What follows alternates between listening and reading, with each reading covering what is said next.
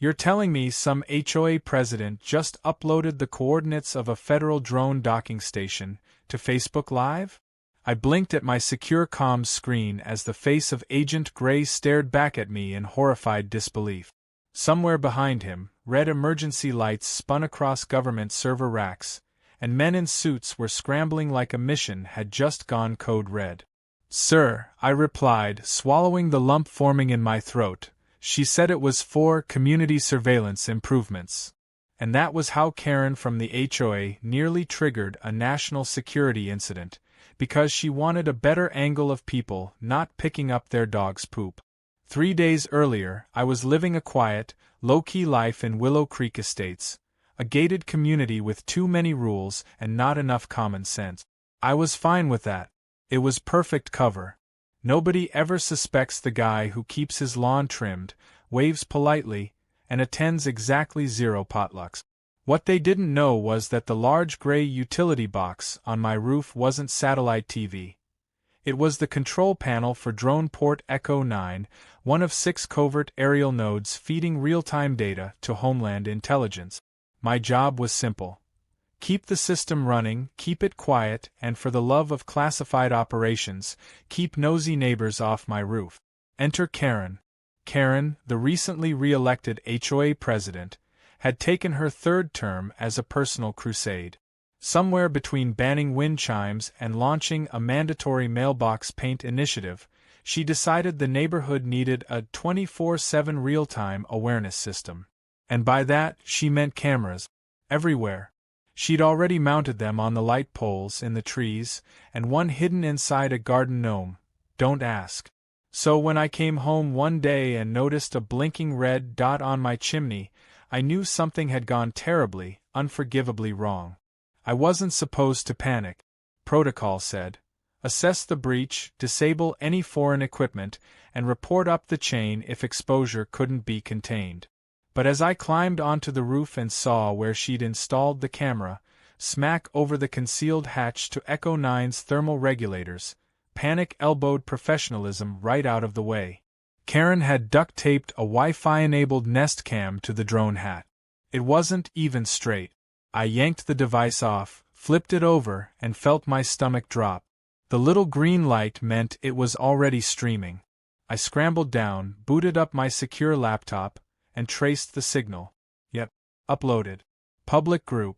HOA Watch Club Live. Streaming to 12 active viewers, one of whom had kindly commented, "Wow, what's that silver thing near the vent? Looks like a missile pod." By the time I sent the emergency ping to command, it was already too late. Headquarters knew. Agent Gray's face popped up like a digital ghost, and with one look at my screen, he exhaled like he was about to break a blood vessel. Karen had unknowingly turned a Tier 1 covert government facility into content. Now, don't get me wrong. Karen wasn't evil, just obnoxiously confident in all the worst ways. She wasn't the kind of person who listened to warnings. She gave them. She wore visors without irony and printed off citations for trash bins being an inch too close to the curb. The idea that she'd wandered into something beyond her comprehension didn't even compute to her. She was too busy preparing her HOA newsletter for a pilot program in visual deterrence tactics. When I approached her the next day, I tried to be calm. "Hey, Karen," I said, gesturing casually toward the sky. "I noticed a camera on my roof yesterday." "Oh, that's part of the neighborhood SafeCam initiative," she chirped, as if she were announcing new playground mulch. "We've selected key viewpoints for maximum coverage, and yours has the best angle for alleyway surveillance." I tried not to lose it. "Karen, you can't just install things on people's roofs without asking. It's in the bylaws," she replied with the smug satisfaction of someone who had clearly never read the National Defense Statutes. Section 14b. HOA reserves the right to install security measures deemed in the community's best interest. "Yes, but federal airspace laws," I started. She waved me off. "I have a cousin in the Air Force. It's fine." That night, I barely slept. I filed incident reports, flagged Karen's footage for takedown, which would take at least 72 hours, and prayed no other neighbor had screen captured the drone hatch. I tried reasoning with myself. Maybe the footage wasn't clear. Maybe no one recognized the hatch. Maybe Karen would get bored and move on to policing lawn flamingos again. Nope. The following morning, she doubled down. After much positive feedback, her new email declared, "We'll be installing cameras on additional rooftops by the end of the week. Resistance will be considered non-compliant." And just like that, the entire neighborhood turned into a Tom Clancy novel written by a PTA mom. Things escalated quickly. The feds dispatched a clean team to scan the site. One agent, disguised as a pest control guy, spent 30 minutes pretending to spray for termites while installing RF dampeners on the roofline. Agent Gray called me again, this time less calm. "If this Karen person doesn't stand down, we'll have to relocate the station." "You can't," I said. "It's hardwired into the underground relay. And moving it takes months. You'd expose the entire southwest grid." "Then make her stop," he growled. "Or we will." Karen, meanwhile, had begun patrolling the neighborhood with binoculars and a clipboard. She claimed there was a spike in irregular roof activity. She started asking questions about my job. I told her I worked remote IT. She nodded sagely and said, "That explains the suspicious number of Amazon packages." It was only a matter of time before she went back up on my roof. I installed fake vent panels and mirrored reflective stickers to confuse her camera's autofocus. I even attached a decoy weather sensor to a plastic tube and labeled it Emissions Monitor. But Karen wasn't deterred. She saw mystery. She saw danger. She saw her next HOA initiative. Then came the moment that tipped everything over the edge. She posted a screenshot from her chimney cam, captioned, "What is this? Something tells me we deserve answers. #neighborhood transparency." The image clearly showed the control panel of Echo 9. And with that, Karen didn't just poke the bear. She live-streamed the bear's den, emailed the GPS location to 47 people, and tagged her congressman. The sirens in my earpiece were already blaring when Agent Gray's voice came through, flat and furious. "Get ready," he said. "We're deploying a legal team and possibly air cover. If that woman steps foot on the hatch again, she won't need an HOA badge. She'll need a pardon." I looked out the window just in time to see Karen dragging a ladder across her lawn, waving her clipboard like a flag of war. This wasn't just a bad neighbor situation anymore. This was war. Karen held an emergency HOA meeting on a Thursday morning, which already felt like a declaration of war. Most of the board members showed up half asleep, clutching coffee and wondering why their inboxes were flooded with dramatic subject lines like "Urgent Homeland Security Concerns" and "Is Alex hiding a private airport?" I sat in the back, hood up, sunglasses on, silently praying no one said the word "drone" out loud. Karen stood at the front, pointer stick in hand, clicking through a PowerPoint presentation she titled "Eyes in the Sky: Neighborhood Safety or Domestic Espionage?" The room buzzed with confusion. Her second slide showed a blurry zoomed-in photo of my roof, complete with red circles and arrows pointing at random vents and cables. "This," she said with the intensity of a conspiracy theorist who just learned Photoshop, "is what's sitting above us right now. And nobody knows what it really is. Not even the FAA." I called. I almost choked. She'd called the FAA? That was new. And incredibly dangerous.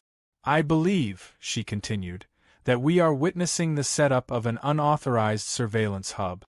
Possibly commercial. Possibly foreign." She let that word hang in the air, waiting for gasp.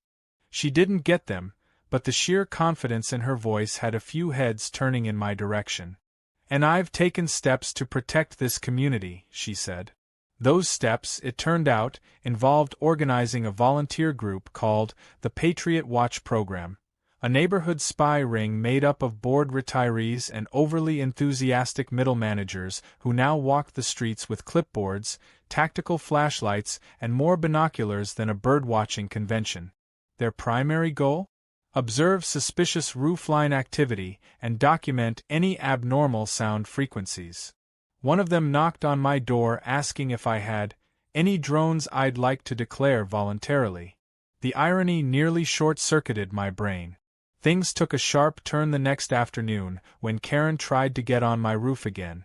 This time she brought along her nephew, a 19-year-old who wore flip-flops, held a selfie stick, and introduced himself as a content creator with an interest in justice.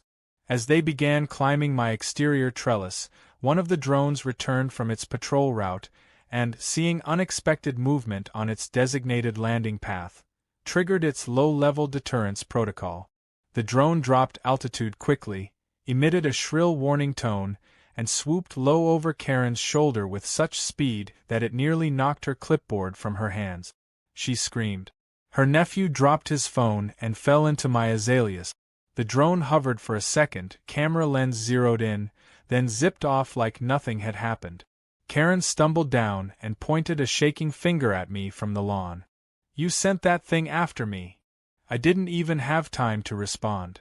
Within minutes, she was on her phone with the police, the HOA board, and a local news outlet she'd apparently been tipping off for days.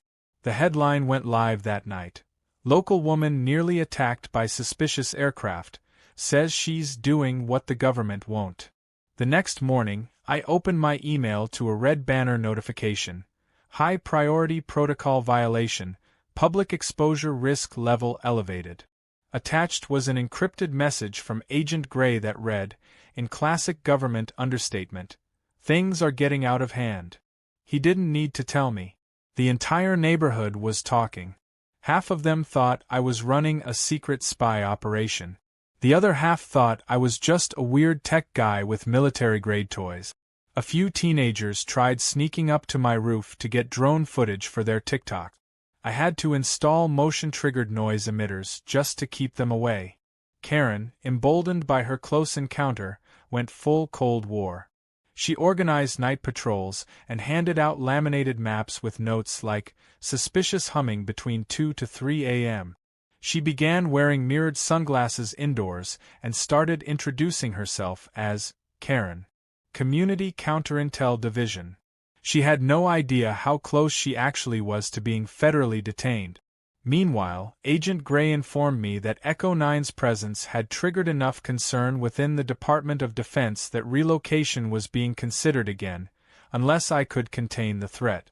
So I tried reasoning. I approached Karen, told her the equipment on my roof was sensitive, legal, and part of an experimental research contract. Emphasis on confidential.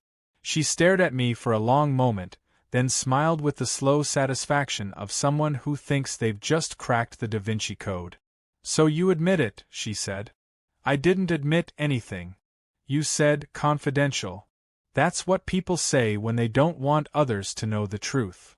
That's literally what it means." "Exactly." My eye twitched. Later that week, a court summons arrived at my door. Karen had filed a small claims suit for emotional distress caused by unlicensed drone warfare. She claimed the buzzing overhead disrupted her chi, and that the incident near her nephew left her traumatized and unable to focus on neighborhood beautification initiatives. The case was scheduled for a public hearing in front of a community judge known for quoting legal dramas and sipping chamomile during testimony. When he read the complaint, he blinked 3 times, then excused himself to consult federal code.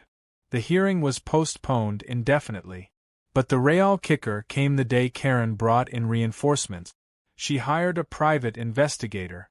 He parked down the street in a tan sedan with tinted windows and a dash-mounted DSLR, pretending to be a property appraiser. It took Echo 9 all of 6 seconds to identify him. By the time I walked over with a cup of coffee and asked who he was, he broke down laughing. "I'm ex-NSA," he said, grinning. "You think I don't know what that box on your roof is? I only took this job because I wanted to see how badly this woman was going to get herself arrested." He filed a report with the feds that night, confirming Karen had unintentionally interfered with a federally protected surveillance route. It was the final straw. Agent Gray messaged me again, We're preparing a legal barrier. Karen's HOA privileges are about to meet the Constitution and lose. And still, she wasn't done. She posted in the HOA newsletter that community members should be vigilant for threats disguised as friendly neighbors. She included a blurry photo of me at the grocery store and asked people to monitor my trash for foreign labels. I stared at the page and realized something both horrifying and hysterical. Karen genuinely believed she was a hero. She thought she was protecting America. She had no idea that the only reason she hadn't already been thrown into an unmarked van was because I'd spent the last 2 weeks juggling federal diplomacy with HOA madness. But she was about to find out, because the Pentagon wasn't going to let this go. And next time she stepped foot on my roof, it wouldn't be a drone buzzing her. It would be someone with a badge. It started with a flamingo. A pink plastic lawn flamingo, to be specific. One of those gaudy decorations people stick in their yards for laughs or irony, though knowing Karen, hers was dead serious. Except this particular flamingo had something extra strapped to its neck. A tiny, barely visible GoPro knockoff camera aimed squarely at my rooftop. I noticed it while taking out the trash, and had to do a double take because for a moment I thought I was imagining things. But there it was, the HOA's latest surveillance tool, dressed like tacky garden decor and humming quietly as it live-streamed to whatever paranoid hard drive Karen had set up in her living room. The problem was that the flamingo sat right beneath the drone launch arc. I didn't get a chance to disable it. That afternoon, Echo 9 scheduled a standard perimeter sweep. One of the drones, a sleek unit no bigger than a microwave but armed with enough tech to map half the neighborhood in 3D, initiated takeoff. As it ascended, the downwash from the rotors sent the flamingo toppling. It bounced once, rolled to the edge of the walkway, and then, with a burst of improbable bad luck, was sucked into the drone's intake module. The sound it made was something between a weed whacker and a dyeing blender. The drone spun sideways in midair, overcorrected, and managed to make an emergency landing in the middle of the cul-de-sac, 3 feet from Karen's Prius. People came running out of their houses. Phones came out. Someone screamed. Karen, already dressed in her HOA vest and wielding a clipboard like a cross between a referee and a riot cop, ran over yelling, "You're endangering lives! You're operating war machines in a residential zone." It didn't help that the drone started smoking slightly as its cooling fans went into overdrive. I calmly walked up, scooped it off the pavement, and carried it inside like it was just another Tuesday. Karen followed me halfway across my lawn, yelling about FAA violations and civilian airspace usage. I shut the door behind me and called Agent Gray. "They've weaponized lawn ornaments," I said. Gray didn't even flinch. "We've just received a report from the FAA. Apparently someone, guess who, filed a formal complaint citing unauthorized aerial devices and requested a no-fly zone be imposed over Willow Creek Estates." I sat down hard. "She's trying to ban the drones. She's also been contacting local media," he added. "There's a podcaster trying to book you for an exposé." I rubbed my face and stared out the window. This was no longer a nosy neighbor problem. It was a full-scale misinformation campaign. Karen had turned my house into her personal Area 51, and now she was out there painting herself as a brave whistleblower. She even posted a status online that said, "I'm not saying aliens, but I'm also not saying aliens. Hashtag eyes on the sky, hashtag stay vigilant." That night, the federal team deployed a counter-narrative strategy. A generic, harmless-sounding press release went out through official channels explaining that any aerial activity in the area was part of a routine telecommunications study. I was instructed to nod and smile if anyone asked. But Karen didn't buy it. She printed out the release and handed it out door to door with the word lies scribbled across it in red marker. Then came the bombshell. A man in a sharp suit and federal insignia rang Karen's doorbell and politely introduced himself as an attorney from the Department of Defense. According to what I heard later from a neighbor who happened to be watering their lawn at the time, He explained that her actions had breached not one, but 4 separate federal regulations. He didn't threaten her. He informed her. Calmly. Clearly. Legally. She tried to argue. She quoted her cousin in the Air Force again. She said her HOA title gave her the right to inspect neighborhood infrastructure. The agent smiled, handed her a thick manila envelope, and told her she was now officially under review. Not arrested, not charged, but warned. Very firmly. That might have worked on a normal person. But this was Karen. 2 days later, she sued me again. This time, the lawsuit accused me of establishing unauthorized military infrastructure for private gain. She submitted screenshots of the flamingo wreckage, blurry night photos of my roof, and even a printed-out tweet from a conspiracy forum that read, "Drone guy is SUS." The court clerk was so confused she had to ask Karen twice to confirm that this wasn't a prank. It wasn't. Karen came in wearing a blazer and carrying a USB stick full of evidence she claimed had been scrubbed from the internet. The judge scheduled a preliminary hearing, probably out of morbid curiosity more than anything else. When I showed up, I expected to see a few board clerks and maybe a guy fighting a parking ticket. Instead, there were 2 Homeland Security officers sitting quietly in the back row, and a representative from the federal defense contractor overseeing Echo 9's logistics. They didn't speak. They didn't move. They just watched. Karen began her presentation with a slideshow titled, "The Skies Are Not Safe," complete with transitions and dramatic sound effects. At one point, she referred to me as a potential operative working under the guise of suburban anonymity. I looked at the judge, expecting him to cut her off. Instead, he leaned forward, clearly trying not to laugh, and said, "Do you have any evidence that the defendant is, in fact, violating federal law?" Karen paused. "Not yet. But he's hiding something." One of the federal observers coughed. The case was dismissed before it even reached rebuttal. Outside the courtroom, the defense contractor's rep approached me and handed me a card. "Your neighbor's very persistent," he said. "She also just gave us legal grounds to install temporary reinforcements." I didn't ask what that meant, but the next day, a crew in unmarked vans showed up and began reinforcing the roof structure with noise-dampening plates and weather-shielding panels that looked suspiciously high-tech. Karen took photos, of course, and the moment she uploaded them to her blog, yes, she had a blog now titled Eyes in Suburbia, a surge in traffic crashed her site for 3 hours. When it came back online, she'd added a donate button and a paragraph comparing herself to Edward Snowden. Meanwhile, the HOA board began to fracture. Some members, tired of constant federal attention, started distancing themselves. One resigned, citing mental fatigue. Another called for a vote to reduce the president's powers. Karen called them traitors and declared the HOA to be under siege by corrupt elements. It was no longer just about my roof. It was about Karen's identity. She couldn't back down, because this had become her mission, her war, her legacy, and that made her more dangerous than ever. Because when someone believes they're the last line of defense between freedom and the unknown, they don't stop when warned. They escalate. And Karen was about to escalate harder than anyone could have predicted. Karen didn't show her face for 2 whole days after the court hearing.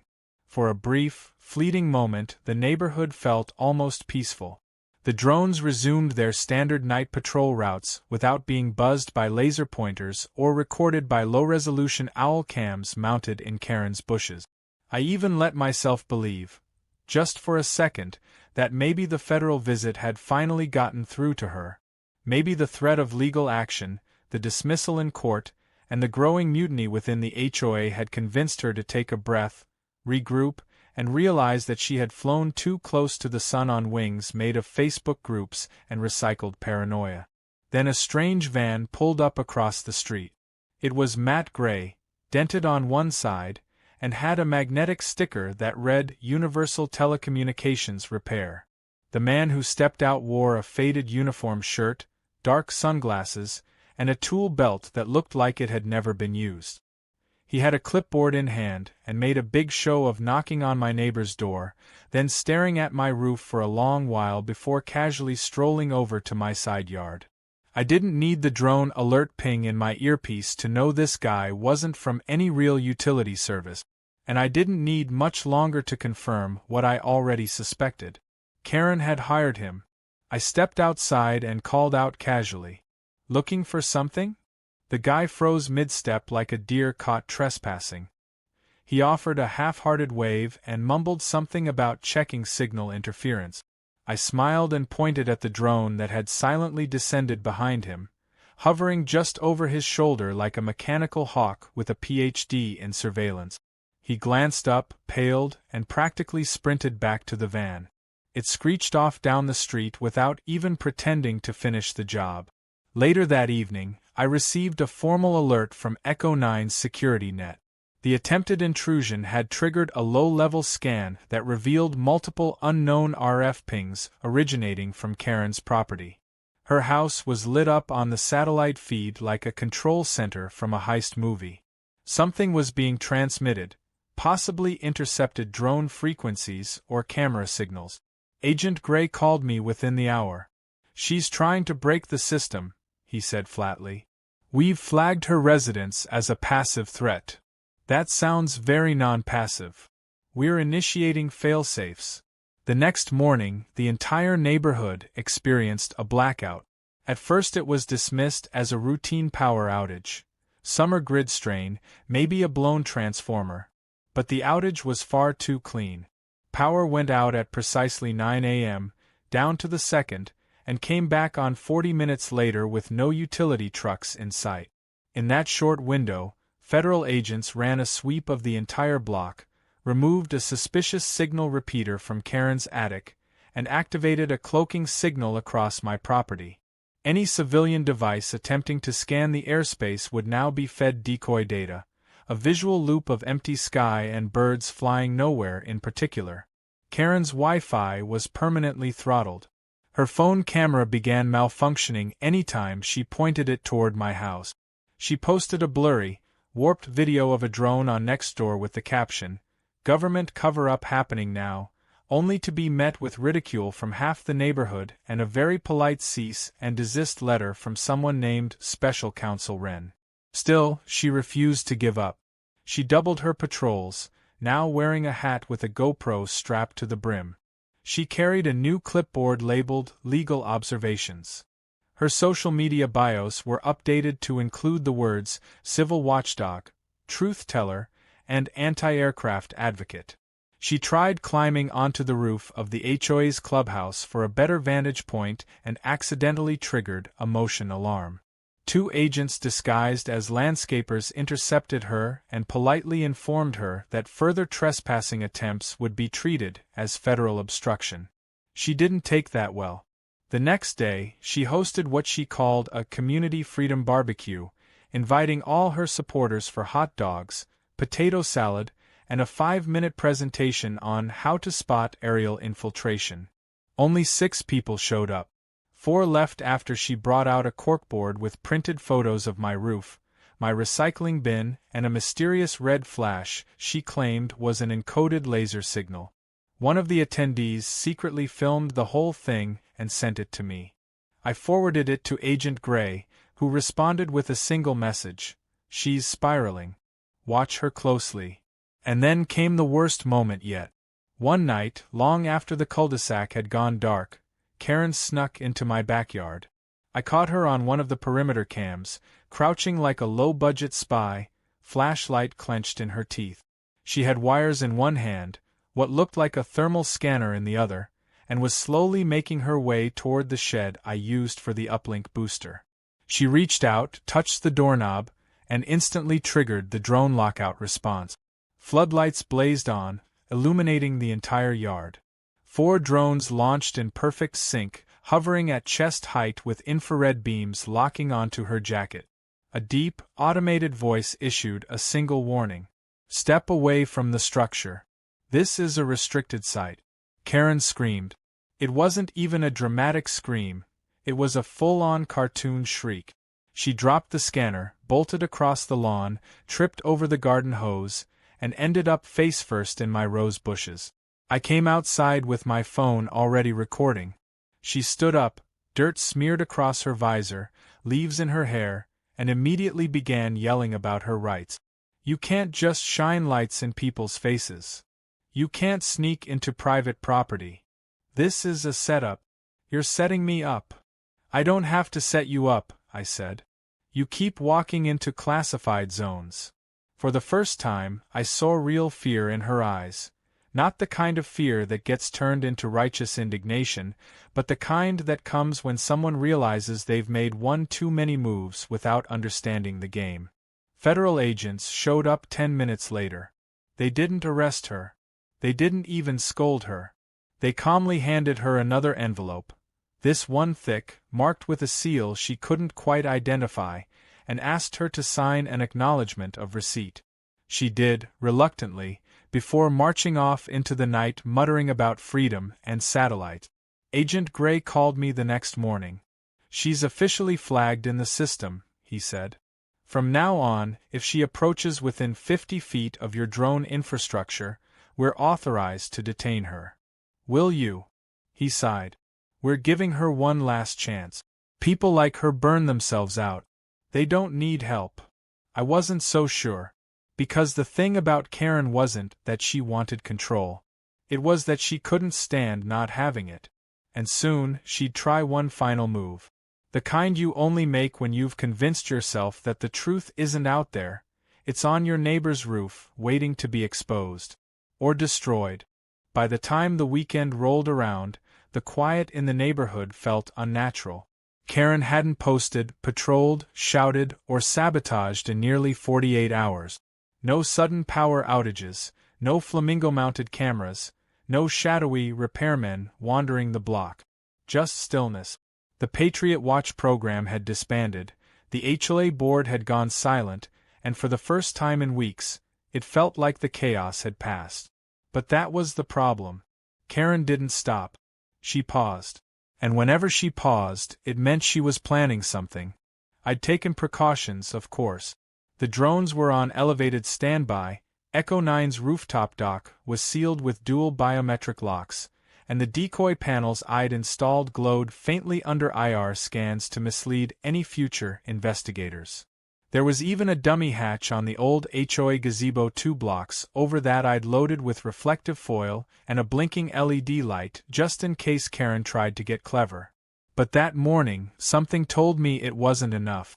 I didn't hear her footsteps or see her car. I heard silence. And in Karen's world, silence meant escalation. Just after sunset, it began.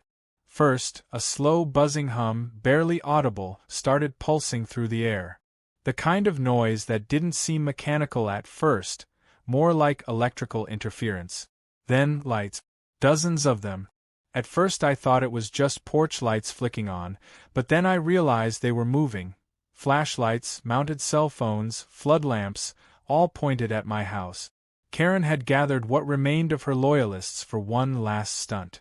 They stood in the street, filming, recording, whispering into Bluetooth headsets like they were about to breach a compound. Karen herself emerged from the shadows like a villain in a movie, she wrote in her head. She was dressed in black cargo pants, a tactical vest with the words, Neighborhood Oversight Unit, taped across the front, and a helmet rigged with twin GoPros pointing in opposite directions. She walked right up to the edge of my driveway, lifted a megaphone, and began broadcasting. We, the concerned residents of Willow Creek Estates, hereby demand the immediate dismantling of unauthorized aerial infrastructure. We have reason to believe this operation is a threat to community safety and national sovereignty. My front door was still closed, but I watched from the upstairs window, already activating the internal alert system. Echo 9's fail-safe drone net kicked online, cloaking critical signals and redirecting all inbound frequencies to decoy servers. My phone pinged. Agent Gray again. She's going for it, he wrote. Don't intervene unless she reaches the roof. I replied with a single word. Understood. Karen continued her speech, rallying her crew, her voice growing more theatrical by the second. When no one responded, not the police, not the neighbors, not even the wind, she snapped. Her army hesitated, unsure of what to do next. So she did what she always did when she felt ignored. She took matters into her own hands. In a dramatic move that would have earned applause in a poorly written action flick, Karen charged past the hedges, pulled a collapsible ladder from behind a bush, and began scaling the side of my house. Her vest bounced with each step. One of her GoPros fell off halfway up. Her loyalists gasped but did nothing. She reached the top, panting, triumphant, and stood tall on the edge of the roof with her megaphone raised like she'd just captured a hill in battle. "I declare this site under citizen inspection," she shouted. And then she stepped onto the hatch. The moment her foot made contact with the sensor-embedded cover plate, everything changed. From the edge of the property, hidden within what looked like a set of standard shingles, two covert towers rose like monoliths. The air vibrated. A deep mechanical click echoed across the yard. A warning siren wailed once, loud and low. Karen froze. Then the drones rose. 4 of them, one from each corner of the house, launching with synchronized grace. They hovered around her, forming a perfect square, each camera zeroing in on her face, scanning. A robotic voice, cold and calm, issued the protocol announcement. "You are trespassing on restricted federal infrastructure. Stand down and dismount the structure immediately.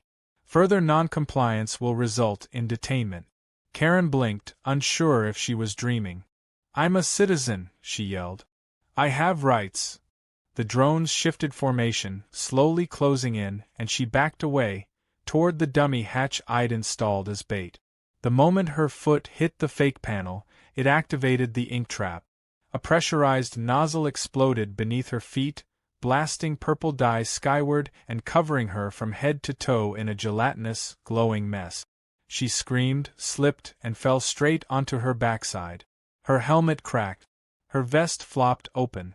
One of the drones sprayed a neutralizing foam around her to prevent electrical contamination, and in doing so, turned her into a twitching marshmallow dipped in grape slush.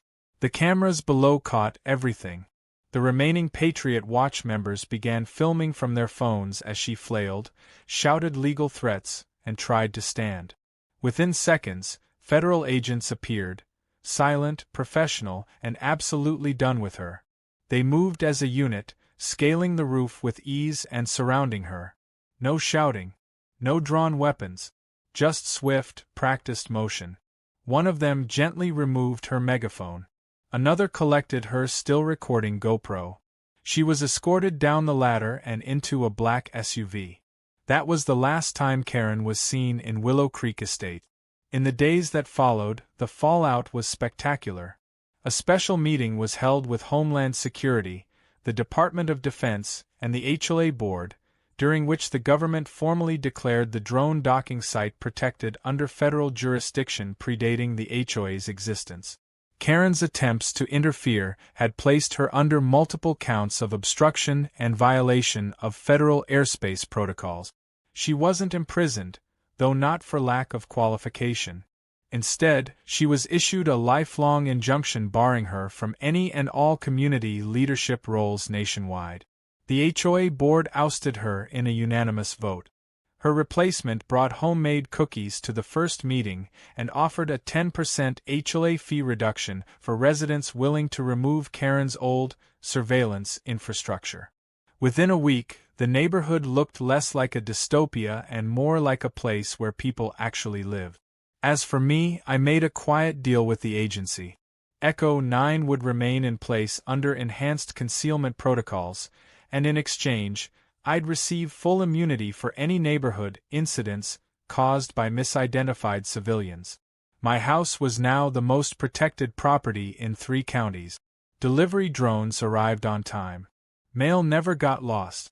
My garbage bins were never even touched by raccoons. And yet, the best part came weeks later, when a link started circulating online. A heavily edited video compilation, pulled from drone footage and Karen's own GoPros, appeared under the title Karen vs. Skynet, The Rooftop Reckoning. It went viral overnight. Millions watched as she screamed about freedom, slipped in foam, and got coated in purple ink. Someone added dramatic music. Another version had cartoon sound effect. Karen tried suing the internet. The case was dismissed in under 5 minutes. She now lives 3 states away under a different HOA, one that doesn't allow plastic flamingos, drone footage, or the color purple anywhere near the lawn. And me? I sit on my porch every evening, sipping tea, listening to the faint hum of my drones patrolling the sky. It's peaceful up here. The skies are quiet. For now.